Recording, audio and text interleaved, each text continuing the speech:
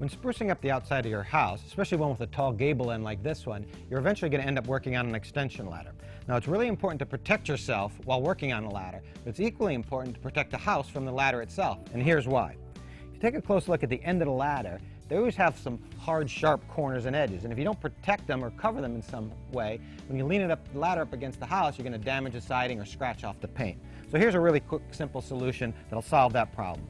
Get some carpet scraps, this happens to be an old car floor mat, and cover the ends of the ladder. And then just secure it with some duct tape. Now you want to make sure you go around here 3 or 4 times, because you don't want them slipping off. Just tear off the tape. And obviously, I'm going to cover that side as well. Okay? Now, next time you go to use the ladder, not only will it protect the siding, but also keep the ladder from sliding as easily for an extra measure of safety for you.